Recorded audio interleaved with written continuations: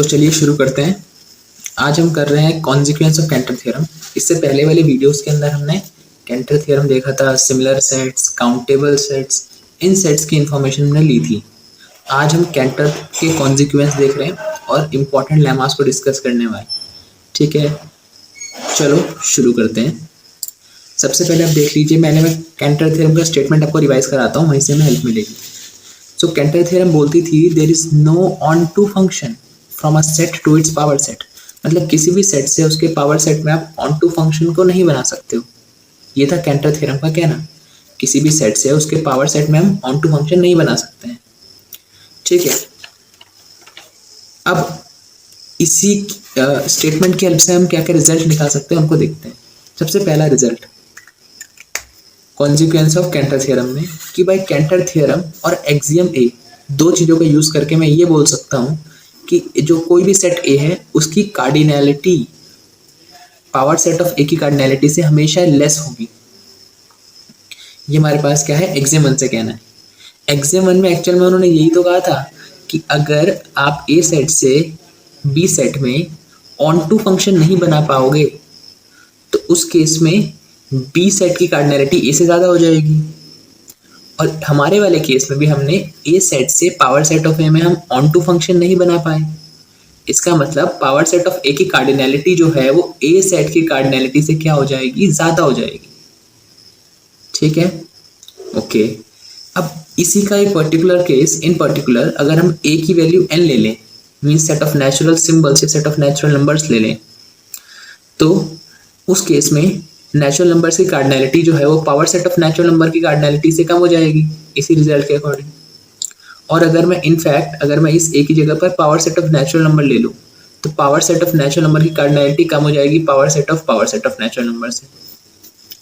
मतलब यहाँ पर ये रिजल्ट काफ़ी ज़्यादा इंपॉर्टेंट है। सेकंड जो हमने रिजल्ट यार देखा, ये रिजल्ट बहुत इंपॉर्टेंट रिजल्ट है, बिकॉज यहाँ पर हमें इनफाइनाइट सेट्स में भी छोटे और बड़े का लिहाज पता चला।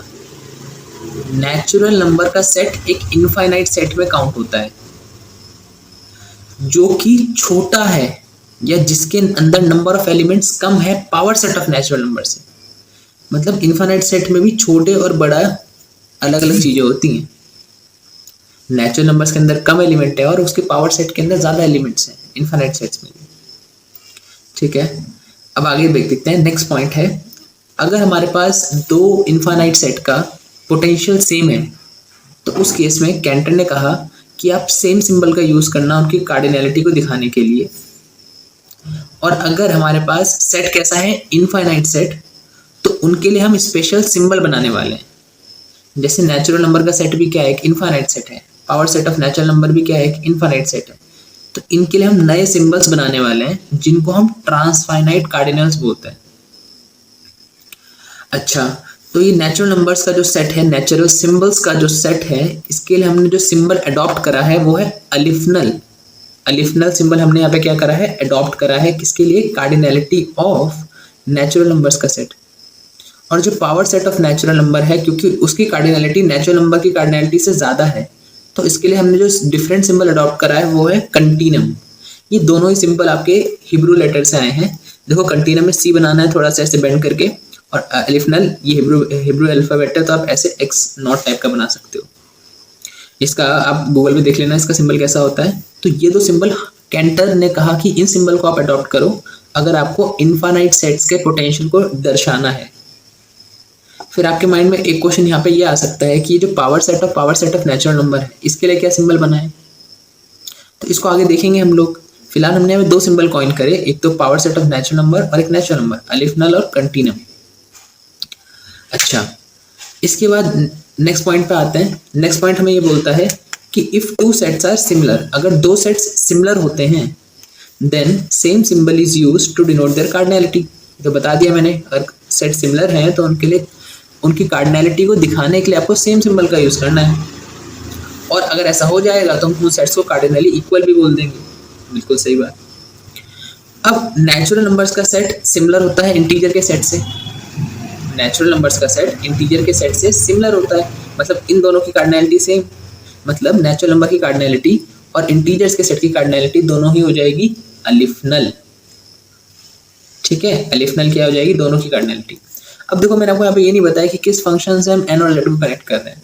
इसके बाद हम कुछ क्वेश्चन ही देखेंगे, वहीं पे इसको डिस्कस कर लेंगे, ठीक है, कि नेचुरल नंबर और इंटीजर सिमिलर कैसे होते हैं। नेक्स्ट हमारे पास जो इसके बाद आता है वो आता है कॉन्टिनम हाइपोथेसिस। कॉन्टिनम हाइपोथेसिस क्या बोलता है, इसने बस सिंपल सी बात बोली। कॉन्टिनम हाइपोथेसिस का ये कहना है कि कोई भी ट्रांसफाइनाइट कार्डिनल एलिफनल और सी के बीच में एग्जिस्ट नहीं करता है। मतलब हमने ऊपर देखा यहाँ पर हमारे पास कि हमारे पास दो ट्रांसफाइनाइट नंबर्स होते हैं, एक होता है एलिफनल, एक होता है कंटिनम। अब इनका कंटिनम हाइपोथेसिस का ये कहना है कि एलिफनल और कंटिनम के बीच में और कोई भी ट्रांसफाइनाइट नंबर नहीं हो सकता, मतलब और कोई भी ट्रांसफाइनाइट नंबर होगा ही नहीं। अच्छा, मोरओवर हम क्या बोल सकते हैं यहाँ से, मोरओवर ये बोल सकते हैं कि नेचुरल नंबर के सेट की cardinality power set of natural number की कार्डिनलिटी से ज़्यादा होगी। नेचुरल नंबर की कार्डिनलिटी देखो यहाँ पे क्या है, लेस है power set of natural number की कार्डिनलिटी से, कैंटल थ्योरम, और इसकी कार्डिनलिटी इससे कम है। तो n इसकी कार्डिनलिटी हो गई एलिफनल, क्योंकि ये नेचुरल नंबर का सेट है। इसकी कार्डिनलिटी हो जाएगी हमारे पास power set of natural number की जाएगी कंटिनम, और ये है power set of natural number. तो इन दोनों के बीच में कोई नहीं होगा, इसकी कार्डिनलिटी देखेंगे अभी, पर इन दोनों के बीच में और कोई ट्रांसफाइनाइट कार्डिनल नहीं मिलेगा आपको, यही कहना है कॉन्टिनम हाइपोथेसिस का। अब हाइपोथेसिस का मतलब होता है कि ये स्टेटमेंट है, इसको प्रूफ नहीं किया गया है, सिर्फ हाइपोथेसिस है। तब तक इसका ट्रू मानेंगे जब तक इसका हमें प्रूफ नहीं मिल जाता। अच्छा, अब आगे बात करते हैं हम लोग, दो इंपॉर्टेंट लेमास हैं, टू इंपॉर्टेंट लेमास हैं, इनको डिस्कस कर लेते हैं, क्योंकि इन्हीं लेमास का यूज करके हम आगे काउंटेबिलिटी के अंदर और सिमिलर सेट्स में हम अच्छे अच्छे एग्जांपल्स को देख पाएंगे। तो पहला लेमा क्या बोलता है, पहला लेमा ये बोलता है कि हर इनफाइनाइट सेट के पास एक काउंटेबली इनफाइनाइट सबसेट होता है। मतलब अगर आप कोई भी इनफाइनाइट सेट ले लो तो उसके पास एक ऐसा सबसेट आपको हमेशा मिल जाएगा जिसको आप काउंट कर पाओगे, मतलब जिस पे आप लेबलिंग कर पाओगे, हमेशा ऐसा मिलेगा। लेमा 2 क्या बोलता है, लेमा 2 ये बोलता है कि हर इनफाइनाइट सेट अपने किसी ना किसी प्रॉपर सबसेट के सिमिलर होता है। Every infinite set is similar to at least one of its proper subset. अगर आपको इनफाइनाइट सेट लो और उसका कोई प्रॉपर सेट ले लो, प्रॉपर सबसेट ले लो, तो वो इनफाइनाइट सेट उस प्रॉपर सबसेट के क्या हो जाएगा, सिमिलर हो जाएगा। ठीक है, इनफैक्ट इसका और भी डिफरेंट टाइप के स्टेटमेंट्स होते हैं, तो अब जो आपको इजी लगे उससे कर लो। सेकंड स्टेटमेंट भी यही है, पर अलग तरीके से बोलने का नजरिया है कि अगर x एक इनफाइनाइट सेट है तो आपको उस केस में एक ऐसा y मिलेगा जो कि x का प्रॉपर सबसेट होगा, ये सिंबल है प्रॉपर सबसेट का, कि वो जो x है वो y के क्या हो जाएगा, सिमिलर। मतलब y जो है वो x का प्रॉपर सबसेट है और वो x के सिमिलर हो गया। यहाँ पे x एक इनफाइनाइट सेट था। इनफाइनाइट सेट्स और फाइनाइट सेट्स में यही मेजर डिफरेंस है कि हर इनफाइनाइट सेट अपने किसी ना किसी प्रॉपर सबसेट के सिमिलर हो जाता है इस लेमा के अकॉर्डिंग, पर फाइनाइट सेट ये काम नहीं कर पाता। फाइनाइट सेट में अगर आप कोई प्रॉपर सबसेट ले लो किसी फाइनाइट सेट का, तो उस केस में वो कभी भी सेट, जो नए सेट्स बने हैं फाइनाइट सेट जो है और उसका जो सबसेट है जो प्रॉपर है, वो कभी भी सिमिलर नहीं हो पाएंगे अगर सेट फाइनाइट हो गया तो। इनफाइनाइट सेट और फाइनाइट सेट को डिस्टिंग्विश करने के लिए काफ़ी इंपॉर्टेंट लेमा ये माना जाता है। तीसरा पॉइंट ये है, मतलब तीसरा पॉइंट मतलब इसी का ही ऑल्टरनेटिव स्टेटमेंट ये भी आप बोल सकते हो कि अगर x इनफाइनाइट सेट है तो अगर आप कोई भी फाइनाइट सबसेट f ले लो जो x का हो, इसी इनफाइनाइट सेट का आपने एक फाइनाइट सबसेट ले लिया कोई सा भी फॉर एनी, तो जो इनफाइनाइट सेट x है वो सिमिलर हो जाएगा x माइनस एफ के। मतलब अगर आप इनफाइनाइट में से फाइनाइट एलिमेंट्स को माइनस भी कर देते हो, सब्ट्रैक्ट भी कर देते हो, तो इनफाइनाइट सेट और x माइनस एफ सेट आपस में क्या हो जाएंगे, सिमिलर। इसमें से थर्ड वाले पार्ट का यूज भी काफ़ी ज़्यादा होता है। तो लेमा 1 और लेमा 2 आई होप क्लियर हुआ। एक बार फटाफट से बता देता हूँ फिर से। लेमा 1 का ये बोलना था कि हर इनफाइनाइट सेट के पास एक काउंटेबली इनफाइनाइट सबसेट होता है। हर इनफाइनाइट सेट के पास एक काउंटेबली इनफाइनाइट सबसेट होता है, और हर इनफाइनाइट सेट जो होता है वो कम से कम अपने किसी ना किसी प्रॉपर सबसेट के तो सिमिलर होता ही है। इनफैक्ट तो चलो पहले लेमा का प्रूफ स्टार्ट करते हैं। प्रूफ में आपको डिफिकल्टी हो सकती है, ये बात मैं आपको पहले से बता देता हूँ, पर ऐसा है कि कम से कम एक दो बार प्रूफ को पढ़ना तो थोड़ा क्लियर होगा, क्लैरिटी बढ़ती जाएगी और जितनी बार आप पढ़ते जाओगे उतना आप ज़्यादा बेटर समझोगे। तो सबसे पहले लेमा 1 का प्रूफ करने के लिए हम जो मेथड का यूज़ करेंगे वो है इंडक्शन मेथड। इंडक्शन मेथड क्या बोलता है उसको देखो। इंडक्शन में हम क्या करते हैं, अगर हमें किसी भी रिजल्ट को हर एक नेचुरल नंबर के लिए ट्रू कराना होता है तो हम इंडक्शन प्रोसेस का यूज़ करते हैं। हम इस प्रोसेस में क्या करते हैं, सबसे पहले हम ये देखते हैं कि वो जो हमारे पास एक्सप्रेशन गिवन है, जो भी हमारे पास रिजल्ट गिवन है वो n=1 के लिए ट्रू है। इसको हम चेक करते हैं, फिर हम एज्यूम कर लेते हैं कि वो n=k के लिए भी ट्रू होगा, और फिर हम प्रूव कर देते हैं कि वो n=k+1 के लिए ट्रू है। n=1 के लिए पहले चेक करेंगे, n=k के लिए एज्यूम करेंगे और प्रूव कर देंगे n=k+1 के लिए। अगर आप n=k+1 के लिए प्रूव कर देते हो तो उस केस में वो हमारे पास ट्रू हो जाएगा हर एक नेचुरल नंबर के लिए। ये होता है इंडक्शन प्रोसेस। चलिए देखते हैं कि इसमें इसको कैसे अप्लाई करना है। तो सबसे पहले लेमा 1 क्या बोलती थी, लेमा 1 आपके पास यही तो बोलती थी कि आप कोई भी इन्फिनिट सेट लेके आओ, उसके पास एक काउंटेबल इन्फिनिट सबसेट मिलेगा। अब वो काउंटेबली इन्फिनिट सबसेट्स कैसे बनाएंगे उसका प्रोसीजर देखो। सपोज हमने x ले लिया, कोई भी इन्फिनिट सेट। अब आप एक small x element capital X से चूज करो। अब कैपिटल X एक इन्फिनिट सेट है, इन्फिनिट सेट है मतलब नॉन एम्प्टी है, तो नॉन एम्प्टी सेट में से मैं कोई भी एलिमेंट तो चूज कर ही सकता हूँ ना हमेशा, by axiom of choice. Axiom of choice ये बोलती है कि आप कोई भी नॉन एम्प्टी सेट लेके आओ, उसके अंदर से आप हमेशा एक एलिमेंट चूज कर पाओगे। तो मैंने यहाँ पे कैपिटल X सेट में से एक स्मॉल x एलिमेंट चूज कर लिया, उसको हमने रीनेम कर दिया x=a1, मतलब उसी एलिमेंट पे मैंने टैग लगा दिया a1, मतलब a1 एलिमेंट है। इसके बाद मैं इस a1 को एक सेट के अंदर इनक्लोज कर देता हूँ और उसका नाम दे देता हूँ कैपिटल A1 सेट। इतना काम कर दिया। तो पहली चीज हमने क्या करी, हमने कुछ नहीं करा, हमने बस एक इन्फिनिट सेट में से एक x एलिमेंट चूज करा और उसको नाम कर दिया a1 और उसको सेट के अंदर रख के कैपिटल A1 उस सेट का नाम दे दिया। अब क्या करता हूँ, इसी प्रोसेस को रिपीट करता हूँ। अब मैं एक सेकंड एलिमेंट चूज करता हूँ। कहाँ से लेना है मेरे को इस बार एलिमेंट, मेरे को एलिमेंट x सेट में से लेना है। अब क्योंकि x सेट के अंदर से आप ले रहे हो, कोई एलिमेंट चूज कर रहे हो, वो a1 तो नहीं हो सकता क्योंकि a1 को तो आप ऑलरेडी चूज कर चुके हो। तो मैं इसको ऐसे लिखता हूँ कि x सेट में से आप इस a1 वाले सेट को माइनस कर दो और वो हमेशा नॉन एम्प्टी होगा। अब मैं इसमें के अंदर से एक एलिमेंट चूज कर पाऊंगा, x belongs to x minus a1, ये एलिमेंट मैंने चूज करा, ये भी बाय एक्सियम ऑफ चॉइस क्योंकि सेट नॉन एम्प्टी है। तो ये x a1 तो नहीं हो सकता, इसको हमने नाम a2 कर दिया, जो x आपने चूज करा x माइनस a1 से। और इसको अगर आप सेट के अंदर इंक्लोज कर दोगे इस टाइप से, और इसका यूनियन आप a1 के साथ ले लो, ओरिजिनल वाले सेट के साथ, और इसको पूरे को a2 नाम दे दो। तो a1 सेट में सिंगलटन a1 था, a2 सेट के अंदर a1 वाला सेट आया और a2 वाला सेट आया, जिसको आप कंप्लीटली लिख पाओगे a1 और a2 इस टाइप से, क्योंकि a1 सेट में सिंगलटन है और a2 ये रहा, तो इन दोनों का यूनियन क्या बनेगा, a1, a2। इतनी बात क्लियर है। चलो, तो a2 सेट ऐसे बनाया। अब हम k के लिए एज्यूम कर लेते हैं, let we have ak equal to, जैसे देखो a1 के अंदर सिंगलटन a1 आया, a2 के अंदर a1 और a2 दोनों आ गए। सिमिलरली ak के अंदर कौन से आएंगे, a1, a2, a3 up to ak, ये एज्यूम कर लिया। अब यहाँ से बताओ, अगर मैं x में से ak को माइनस कर दूँ तो नॉन एम्प्टी होगा या नहीं होगा। ये वाला पॉइंट है, काफ़ी इंपॉर्टेंट पॉइंट है, ये लाइन समझनी है आपने, क्योंकि मैंने ak जो है उसके अंदर k टर्म्स है, फाइनाइट नंबर ऑफ टर्म्स ही हैं।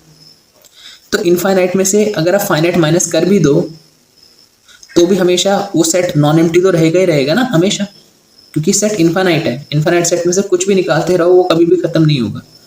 तो x माइनस ak जो है वो एक मतलब नॉन एम्प्टी सेट है। तो मैं अब एक एलिमेंट x ले पाऊंगा इस x माइनस ak में से और उसको लेबल लगा दूंगा ak+1, जो मैंने x यहाँ पे चूज करा है एलिमेंट, इसके लिए लेबल लगा दूंगा x इक्वल टू ak+1। अब हमारे पास जो ak+1 वाला सेट बनेगा वो होगा ak यूनियन सिंगलटन ak+1, जो कि हो जाएगा a1, a2, a3 up to ak+1। तो हमने ak के लिए एज्यूम करा, ak ये वाला सेट है अगर, तो ak+1 जो है वो ये वाला सेट बन गया, a1 से लेकर ak+1 तक का। तो हमने के का एज्यूम करके k+1 के लिए प्रूफ कर पाए। सो बाय इंडक्शन हम यहाँ से क्या बोल सकते हैं, इंडक्शन प्रोसेस की हेल्प से हम बोल सकते हैं कि हमने 1 के लिए ट्रू दिखाया, k के लिए एज्यूम करा, k+1 के लिए प्रूफ कर दिया। तो इंडक्शन से ये बोल सकते हैं कि अगर मैं यहाँ पे n ले लूँगा तो यहाँ पे अंदर एलिमेंट्स n तक आ जाएंगे, जो कि अल्टीमेटली x का ही सबसेट होगा, क्योंकि x एक इन्फाइनाइट सेट है और इसमें तो लेबलिंग हो रखी है। दैट मीन्स कि आप इस A जो सेट है हमारे पास, इसको लिख सकते हो यूनियन ऑफ AR। अगर मैं इन सारे AR का यूनियन कर लूँ, AR मतलब A1 A2 A3 up to करते करते ऐसे इनको AR बोल दूँ, इन सब का यूनियन कर दो तो कंप्लीट सेट A बन जाएगा, ये वाला सेट है। तो A set equal to A1 union A2 union dot dot up to A3।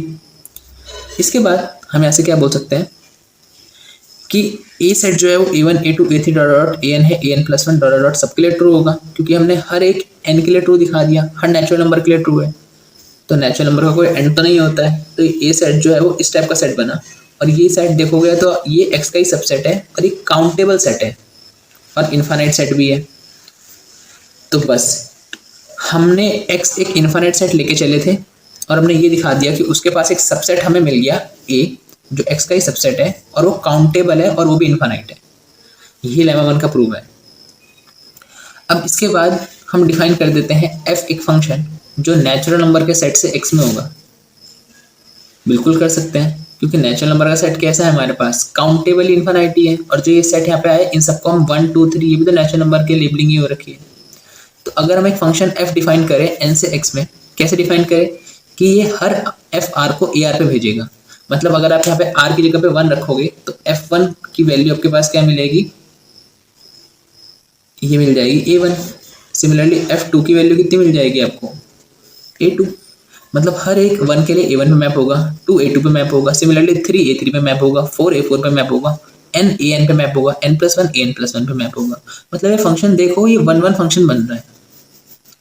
और अगर फंक्शन 1 1 होता है तो हम क्या बोल सकते हैं, हम ये बोल सकते हैं कि नेचुरल नंबर के सेट की कार्डिनैलिटी क्या हो जाएगी, x सेट की कार्डिनैलिटी से क्या हो जाएगी, कम हो जाएगी। तो यहाँ से ये बोल सकते हैं कि एलिफ नॉट की कार्डिनैलिटी x सेट की कार्डिनैलिटी से क्या हो जाएगी, कम हो जाएगी। मतलब x एक इन्फाइनाइट सेट है और एलिफ नल की कार्डिनैलिटी उससे कम है। तो यहाँ से ये बात भी क्लेम हो गई या ये बात भी प्रूफ हो गई कि एलिफ नल ही सबसे छोटा है, क्योंकि x कोई भी इन्फाइनाइट सेट था। और हमने ये दिखा दिया कि नेचुरल नंबर से उस इन्फाइनाइट सेट पे हम एक 1 1 फंक्शन बना पा रहे हैं। मतलब नेचुरल नंबर के कार्डिनैलिटी उस इन्फिनिट सेट की कार्डिनैलिटी में से सबसे छोटी होगी, या तो उस x के इक्वल ही होगी या उससे छोटी होगी। तो aleph null is the smallest cardinal number, transfinite number. ये बात भी हमने ऐसे प्रूफ कर दी। तो लेमा 1 का प्रूफ देखो यहीं तक ही था। अगर आपको ध्यान देना था तो हर एक इन्फिनिट सेट x के पास आपके पास काउंटेबल इन्फिनिट सबसेट होता है, वो तो हमने प्रूफ कर दिया। पर इसके आगे एक और बात दिखानी थी। अगर हम दिखा पाते कि नेचुरल नंबर का जो कार्डिनैलिटी है एलिफ नल वही सबसे छोटी है, तो उसके लिए हमने थोड़ा सा एक स्टेप आगे करना पड़ा, एक फंक्शन डिफाइन करना पड़ा और वहां से हम क्लेम कर पाए कि एलिफ नल सबसे छोटा ट्रांसफाइनाइट कार्डिनल नंबर होगा। आई होप ये क्लियर है। अब देखते हैं लेमा 2 का प्रूफ। लेमा 2 ये बोलती है कि हर इन्फिनिट सेट अपने किसी ना किसी प्रॉपर सबसेट के सिमिलर होता है। हर इन्फिनिट सेट अपने किसी ना किसी प्रॉपर सबसेट के सिमिलर होता है। उसी का प्रूफ देखते हैं। तो प्रूफ में देखो, सबसे पहले हम लेमा 2 का प्रूफ करने जा रहे हैं। सबसे पहले x गिवन इन्फिनिट सेट ले लेते हैं। Let x be any given infinite set, और a जो है वो उस इन्फिनिट सेट का एक सबसेट ले लेते हैं। अब मैं एक सेट f डिफाइन कर रहा हूँ जो कि फाइनाइट सेट है, क्योंकि इसमें k तक के एलिमेंट्स आ रहे हैं। बिल्कुल। तो अगर मैं ये कर पाया कि मैं इन्फिनिट सेट x में से f को माइनस करूँ, अगर मैं x में से f को माइनस करूँगा तो सेट कैसा बन जाएगा हमारे पास, सेट हो जाएगा हमारे पास अभी भी इन्फिनिट ही रहेगा, पर वो जो सेट बनेगा x माइनस एफ वो x का ही सबसेट होगा, क्योंकि x इन्फिनिट था। इन्फिनिट में से हमने कुछ फाइनाइट एलिमेंट्स को कम कर दिया और एक भी एलिमेंट कम होता है तो वो उसका सबसेट बन जाता है। तो x माइनस एफ जो है वो सबसेट हो जाएगा x का, और इनफैक्ट वो प्रॉपर सबसेट हो जाएगा x का। ठीक है, अब देखो उसी चीज़ का यूज़ कर रहे हैं। अब यहाँ पे हमारे पास हम a सेट कंस्ट्रक्ट कर रहे हैं, जो हमने बोला था ना a ले लेते हैं x का सबसेट, वो सेट ये ले लेते हैं a1 a2 a3 ak+1 और चलता रहता है।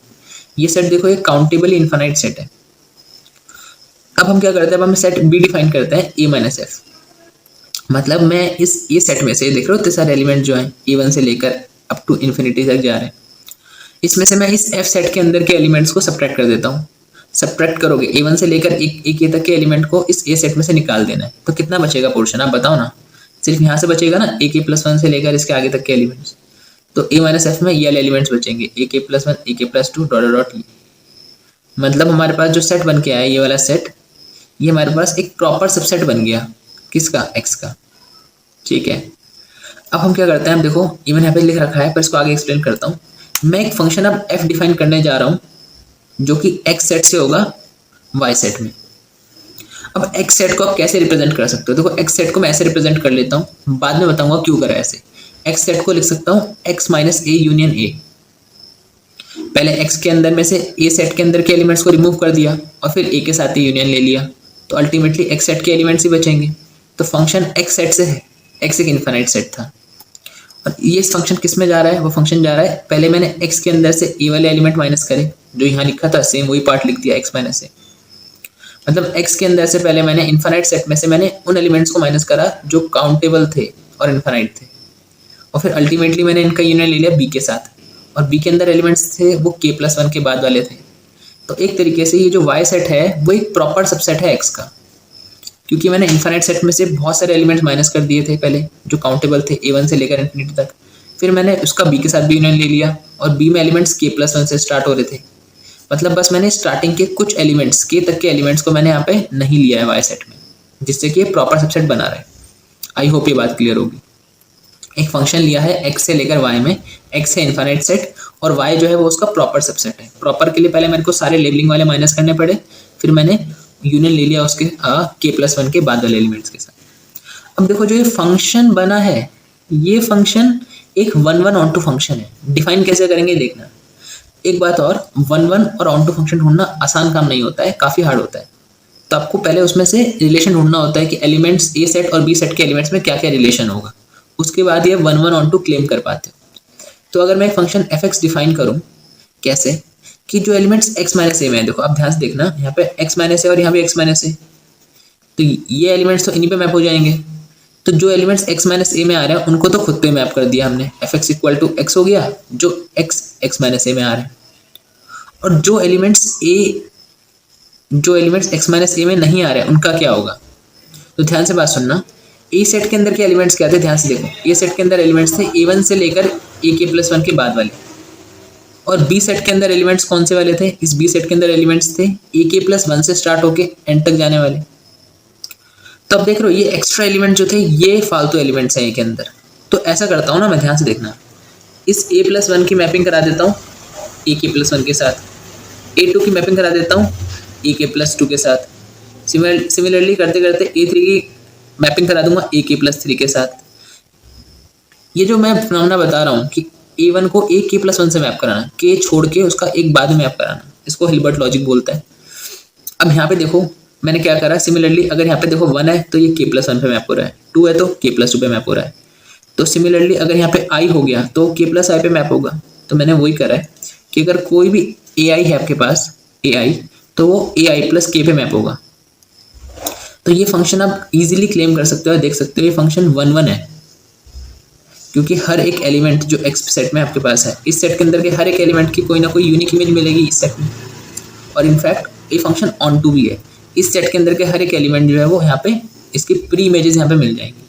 तो ये फंक्शन को आप इजीली ऑब्जर्व कर सकते हो, ये फंक्शन जो है ये 1-1 भी है, ऑन टू भी है।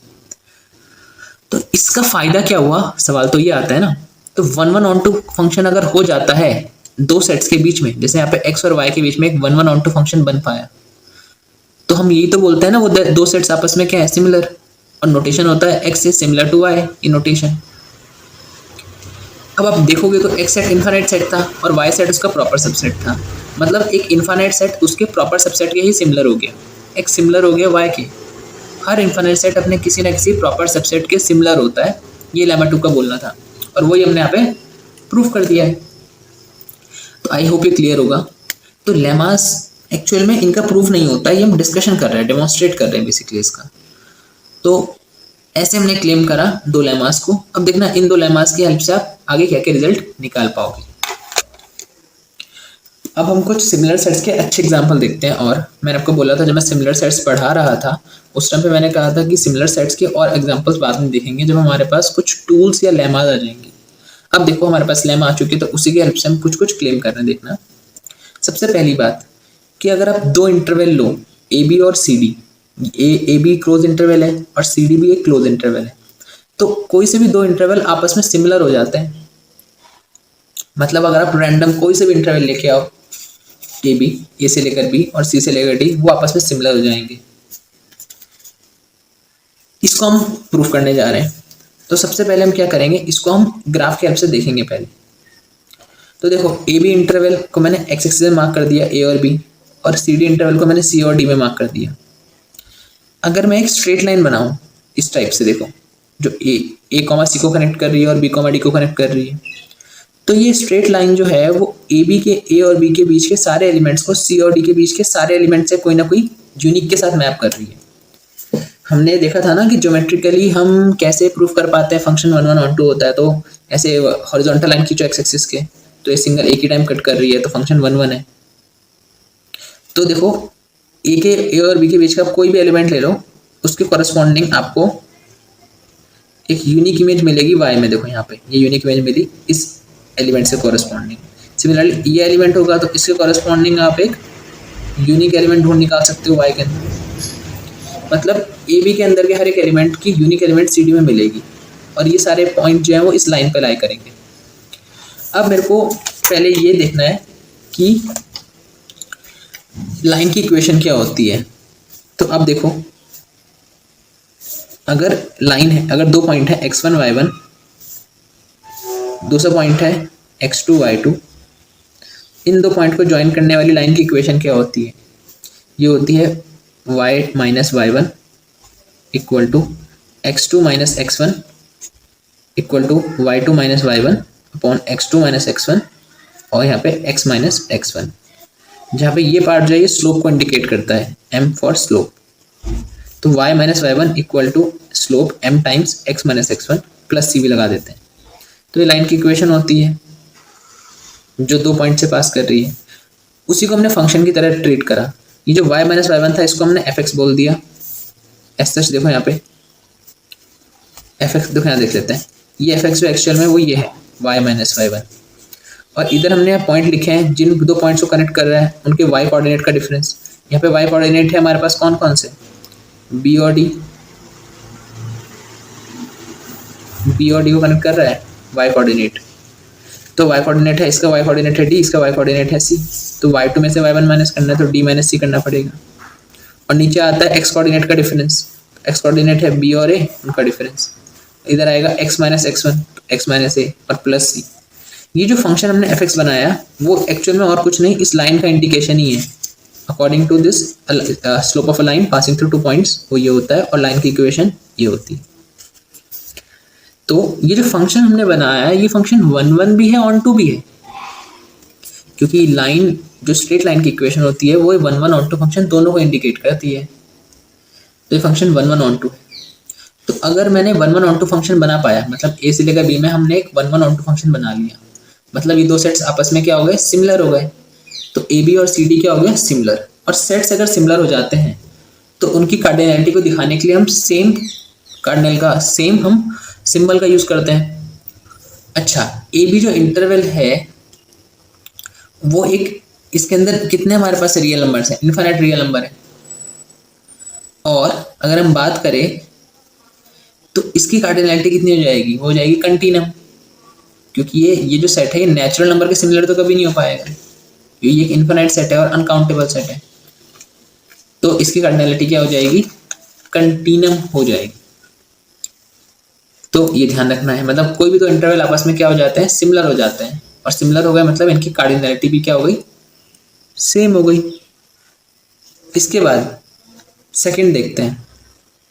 सेकंड अगर मैं यहाँ पे लेके दिखाऊं, मैंने यहाँ पे लिया -π/2 से π/2 और r के सिमिलर होगा ये इंटरवल, मतलब कोई भी इंटरवल जो है -π/2 से π/2 वो r के सिमिलर हो जाएगा। कैसे करें इसको देखो, तो मैंने ग्राफ ले लिया, फंक्शन ले लिया 10x इन द इंटरवल -π/2 से π/2, ये इसकी डोमेन है। तो अब देखो ये रहा इसका स्लोप, ये रहा ग्राफ, ये -π/2 π/2। अब ये ग्राफ इसलिए देखो, ये जो ग्राफ है जो ये 1 1 और ऑन टू दोनों है, क्योंकि यहाँ पे हर एक एक्स से कॉरेस्पॉन्डिंग हमें यूनिक इमेज मिलेगी वाई के अंदर, और वाई के अंदर के सारे एलिमेंट्स मतलब पूरी की पूरी रियल लाइन हमेशा कवर हो पा रही है। देखो यहाँ पे ये ग्राफ जो है टॉप तक जा रहा है, नीचे भी एक्सटेंड हो रहा है। मतलब ये जो हमारे पास फंक्शन है 10x, ये एक 1 1 और ऑन टू फंक्शन होता है इन द डोमेन -π/2 से π/2। तो -π/2 से π/2 और r रियल नंबर का सेट, ये भी सेट आपस में क्या होते हैं, सिमिलर होते हैं। तो कोई भी इंटरवल ले लो आप, -π/2 से π/2 क्या है, ये भी तो एक इंटरवल है। और ऊपर हमने दिखाया था कि कोई से भी दो इंटरवल आपस में सिमिलर होते हैं, ए बी और सी डी आपस में सिमिलर होते हैं। तो ये -π/2 से π/2 ए बी के भी सिमिलर होगा, -π/2 से π/2 सी डी के भी सिमिलर होगा, और इनफैक्ट ये रियल लाइन के भी सिमिलर हो रहा है। तो यहाँ से ये क्लेम हम कर पाएंगे कि हर इंटरवल आपस में सिमिलर होता है। इनफैक्ट वो रियल नंबर्स के सेट के भी क्या होता है, सिमिलर होता है। उस बात को मैंने थर्ड पॉइंट में लिख दिया कि ए बी सिमिलर है सी डी के, सिमिलर है। अब देखो मैंने यहाँ पे लिखा है ए बी सी डी के सिमिलर है, और सी डी जो है वो क्लोज इंटरवल सी डी के सिमिलर है। ये लेमा से प्रूव हुआ। कैसे? लेमा बोलता था कि अगर आप इन्फाइनाइट सेट लो और उसका कोई दूसरा एक प्रॉपर सबसेट ले लो, प्रॉपर का मतलब क्या होता है कि कुछ एलिमेंट्स को हटा दो तो भी वो सेट आपस में सिमिलर रहते हैं। तो सी डी जो था क्लोज इंटरवल सी डी, इसके अंदर सी और डी ये कॉर्नर वाले पॉइंट्स भी आ रहे हैं, पर ओपन इंटरवल करने के बाद ये सी और डी यहाँ पे हट चुके हैं। मतलब मैंने 2 एलिमेंट्स को माइनस कर दिया, सी और डी को, फाइनाइट एलिमेंट्स को माइनस करा है। तो ये जो सेट था ये सिमिलर हो गया open interval C comma D के, क्योंकि हर इनफाइनाइट सेट अपने किसी ना किसी प्रॉपर सबसेट के सिमिलर होता है, तो ये आपस में सिमिलर हो गए।